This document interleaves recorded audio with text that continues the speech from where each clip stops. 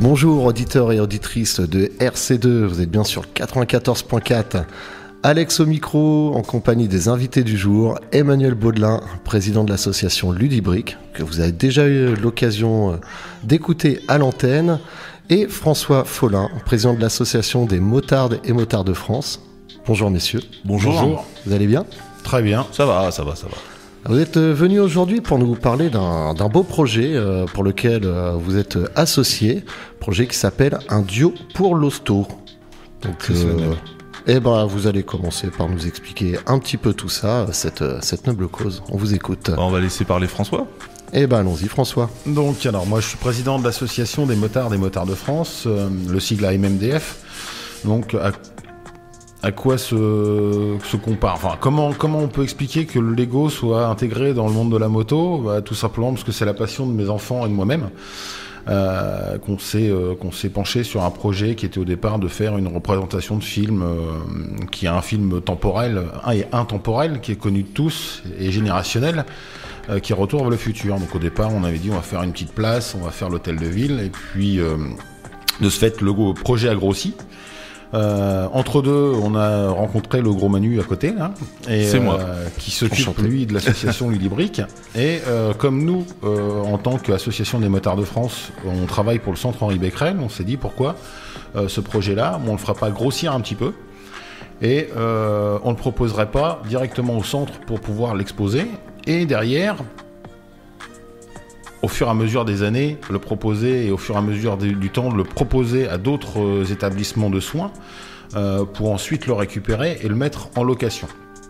Ça sont des choses qui sont intéressantes à mettre en avant, dans le sens où une fois que l'opérationnel sera fait, une fois que la construction de tous les modules de ce diorama seront faites, on pourra le louer à différentes associations qui tournent autour du Lego principalement, et pouvoir collecter des fonds pour pouvoir après les reverser à Becquerel pour les gamins, donc les adolescents, pour les moins grands, les moins jeunes aussi, puisque aujourd'hui cette maladie-là, qu'on ait 10, 15, 20, 30, 50 ou 70 ans, elle touche tout le monde.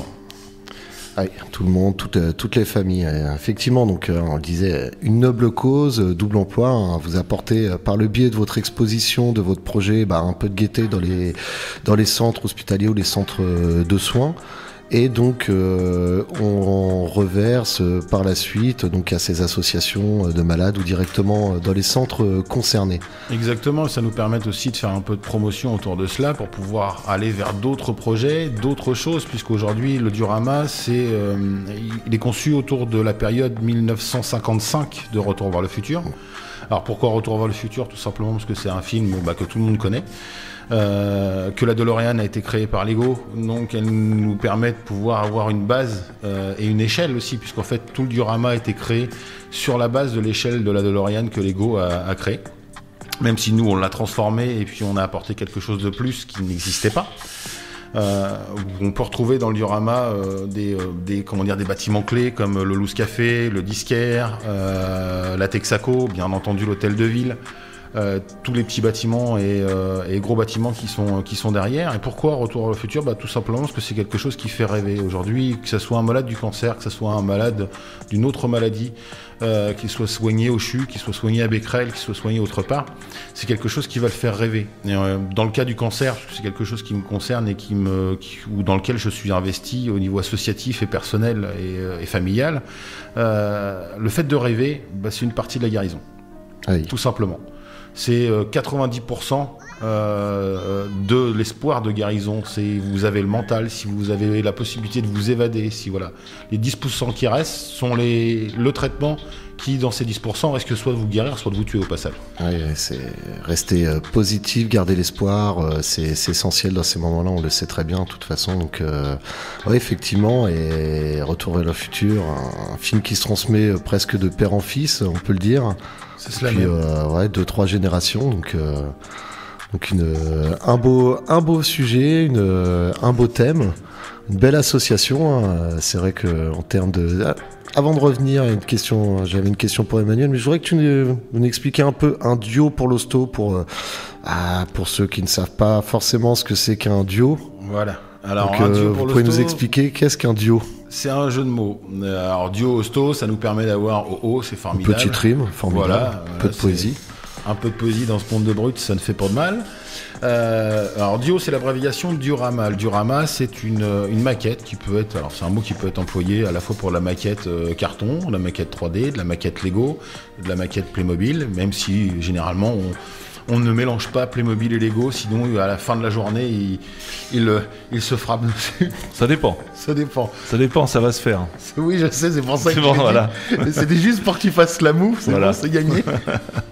Non, on s'entend très très bien avec nos camarades et homologues Playmobil. Aujourd'hui, le souci, ça a été le Covid. C'est ce qui a fait notre différence, c'est-à-dire que le Lego a le coude légèrement incliné, donc tousser dans son coude, c'est possible. Le Playmobil, il est bien un peu plus raide sur ses appuis de façon Playmobil, effectivement. Effectivement, donc. Voilà, pour la définition, un diorama, un duo, presque un beau duo. C'est vrai qu'Emmanuel, tu étais déjà venu nous parler de ton association, oui. Le spécialiste des briques, j'aurais envie de dire, et je voulais savoir comment ça s'organise, donc un tel projet à deux. Je suppose que en termes de financement, c'est bon, là on parle quand même de combien de milliers de briques. Ah oui, il y a 32 000 briques environ. Sur le projet final, on n'a pas encore tout parce que ça se construit au fur et à mesure, mais c'est globalement ça. Sur un budget approximatif de 13 000 euros quand même. D'accord. Sur la totalité. Donc le financement, on essaie de trouver des solutions. Pardon. On fait appel à la générosité des gens. Alors on a fait une campagne de financement participatif sur la plateforme Litchi, qui nous a rapporté un petit peu d'argent. On va voir aussi les commerçants qui nous proposent de nous aider aussi. On essaie de trouver d'autres solutions. Alors on a vendu des t-shirts, parce que c'est toujours un peu compliqué de donner de l'argent sans rien avoir derrière. Il y a beaucoup de gens qui voudraient donner, qui pourraient donner, mais qui ne le font pas s'il n'y a rien derrière. Donc voilà, donc on a fait des t-shirts, on a créé aussi des jetons de caddie en porte-clés en 3D, en impression 3D, des trucs qui coûtent pas très cher, qu'on peut revendre derrière, pour faire un petit profit dessus aussi, pareil, pour engranger l'argent qu'on a besoin pour les pièces. Là on va commencer à faire une tombola aussi, pour faire gagner une grosse boîte Lego, donc on va faire payer une participation sur chaque ticket, et on va faire gagner ça. Donc on essaie de trouver des solutions. Voilà, vous, à la recherche de briques également, collecte de briques. Oui, bien sûr, oui. Alors ça, c'est un truc qu'on a mis en place aussi. Alors si tu veux, on a créé un groupe qui s'appelle Un duo pour l'hosto sur Facebook. Donc on invite tout le monde à s'inscrire dessus. Voilà, c'est ça. Parce que plus on est, plus on a de chances que ça avance. 404 depuis ce matin. 408. 408. Ouais, 408. On va guetter le compteur avant la fin de la chronique. Et donc du coup, on a aussi demandé, on a des listes qui existent. François en parlerait mieux. Des listes qui existent de tout ce qui est construit. Et les gens, s'ils veulent nous aider en fournissant des briques, ils peuvent le faire. Là, on a déjà 2 dons comme ça, plus la dame qui nous a construit le combi Volkswagen. Le combi des Libyens. Le combi des Libyens qui, comme c'est un fourgon de 1953, va être intégré au diorama, ainsi que 3 ou 4 muscle-cars de ces années-là, de façon à avoir des véhicules. Très bien. Donc là, en fait, cette dame s'est proposée d'elle-même, c'est-à-dire qu'on lui avait rien demandé. C'est quelqu'un qui est une AFOL. Alors AFOL, Adult Fan of Lego, c'est l'acronyme en anglais. D'accord, ok. Donc ça, c'est ce qui concerne tous les adultes. Question. Voilà, c'est ça, tous les adultes qui aiment les Lego. Donc il nous a contacté, qui a dit moi je vous propose de vous construire quelque chose avec mon stock. Voilà. Donc, ça peut être ça. Donc le soutien peut passer soit directement par la quête, la chasse aux différentes briques Lego qu'on a dans les chambres des enfants qui ont peut-être un peu grandi ou remisé au grenier. C'est ça. Et directement, pourquoi pas, soyons fous, par la reproduction à l'échelle de modèles qui correspondent à votre projet. Est-ce que donc c'est François qui crée tout sur ordinateur. Donc le projet est fait par un logiciel qui s'appelle Studio, qui permet de modéliser tout en 3D. Et donc il a tous les plans en fait. Il a tous les plans au fur et à mesure, et donc les plans sont à disposition de ceux qui le veulent pour nous aider. Avec les listings de briques, et puis derrière, avec les divers véhicules qui sont à l'intérieur, les divers scènes ou divers bâtiments. Tout est à disposition. Alors tout est à disposition toujours gratuitement, parce que le monde du Lego c'est quelque chose qui est spécifique. Quand vous mettez de la notice gratuite en ligne, on vous attend avec le fusil au bout de la rue. C'est ça, on crée au scandale. Mais aujourd'hui on a 13 000 € à récupérer, donc on a été tapé à toutes les portes. La personne qui nous a donné le combi nous a même rappelé derrière en disant voilà, j'ai réussi à télécharger votre bricklist, j'ai ça aussi à vous filer. Et ça permet, en fait, quand j'étais chercher le combi, ça nous a permis de communiquer. Et le fait de communiquer avec cette personne et puis de voir qu'en fait, c'est pas un projet qui est dans le vent. Les gens auront d'ailleurs l'occasion de le voir le 31 octobre à l'école Raspail à Sotteville-les-Rouen, que c'est pas un projet dans le vent, puisque la phase 1 sera montée pour l'expo et mis en avant de façon à ce que les gens ils voient que on a collecté aujourd'hui un dixième de la somme qui est nécessaire à faire les 7 phases du diorama. Aujourd'hui, je suis dans la conception et dans la phase de conception de la 6e phase, puisque le gros souci, c'est qu'on a voulu garder l'échelle de la DeLorean qui existait, donc il a fallu mettre les bâtiments à l'échelle, les véhicules à l'échelle. Parce que voilà, on le rappelle, vous êtes parti en fait du véhicule et tout s'adapte en fonction de ce véhicule, voilà. Je dirais qui est peut-être aussi sûrement le symbole du film, ce qui est resté dans la culture pop, voilà, une DeLorean, quoi. Et ça a beau être un véhicule qui, dans l'absolu, n'a pas fonctionné, qui fonctionne maintenant. Si Monsieur DeLorean était encore de ce monde, je pense que il pourrait sortir la DMC-13 sans aucun problème. Parce qu'à l'époque, elle avait été choisie parce que justement, c'était un modèle qui ne plaisait pas, qui n'était pas, arrête-moi si je dis une erreur, mais c'était clairement pas le modèle en vogue au moment de la conception du film. Pas en vogue, pas fiable. Moche. Et elle a été à l'époque moche. Oui, moche. Oui, parce qu'elle était trop futuriste pour son époque. Mais en fait, si on reprend un tout petit bout du script, c'est la seule bagnole qui existe en acier inoxydable. Ah oui, c'est vrai, exact. Et la dispersion des flux, comme dirait le doc. Voilà. D'accord. Petite question également. Ça demande combien de temps de monter un tel projet ?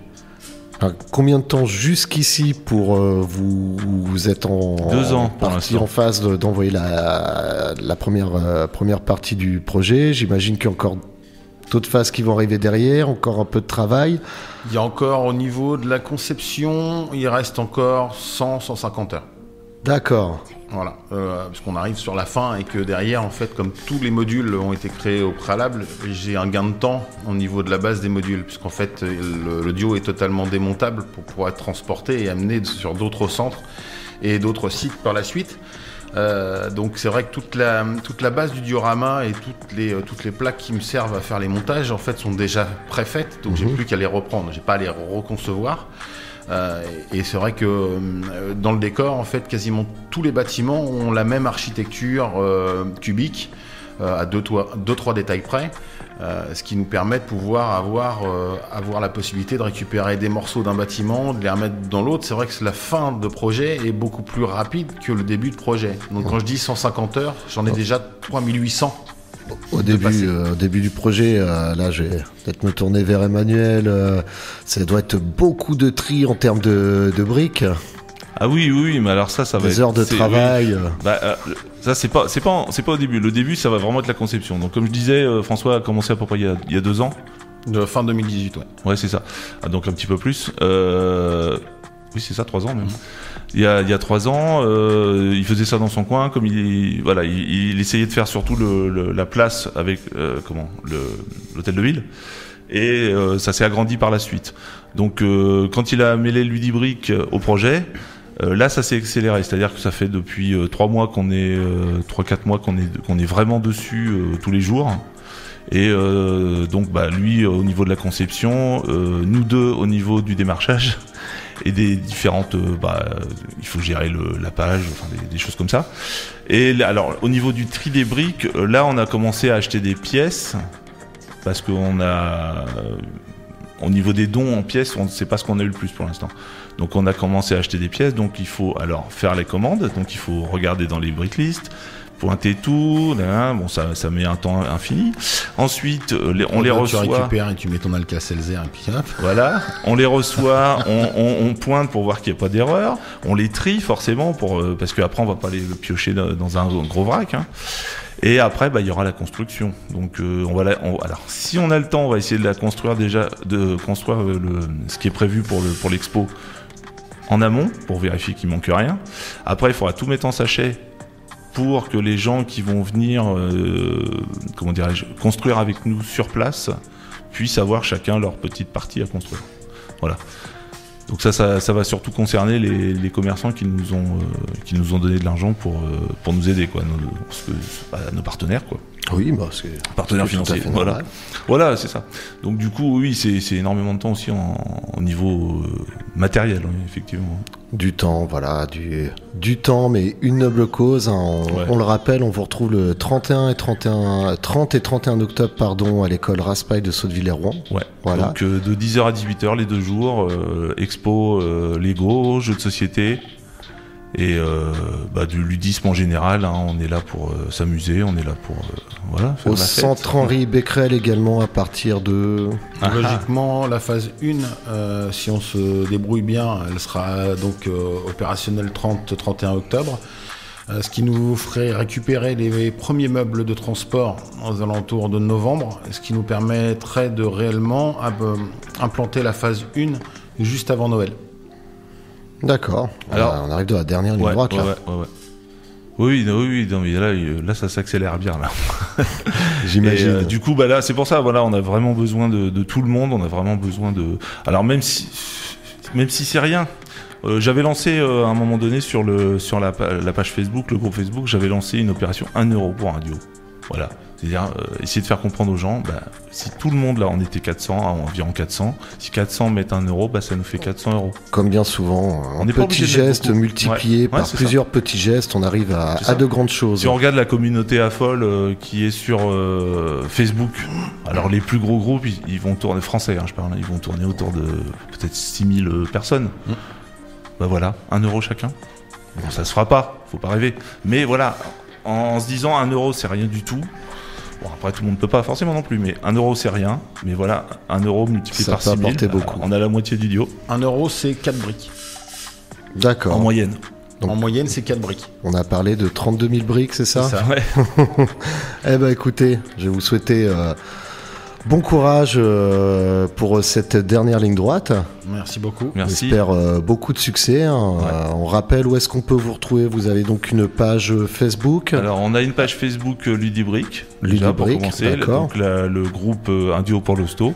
Okay. Je vous invite vraiment à rejoindre tous. Au moins pour suivre le projet. Après, voilà. Oui. Des fois, des personnes vont juste regarder et à un moment donné, avoir un déclic et puis nous aider. Pourquoi pas? Ça peut être une aide, n'importe quelle aide. Sinon, vous avez AMMDF qu'on peut retrouver aussi. Voilà. Donc là, au niveau de la page Facebook, vous avez juste à taper AMMDF et vous avez tous les groupes départementaux, puisqu'en fait, on est une association nationale. D'accord.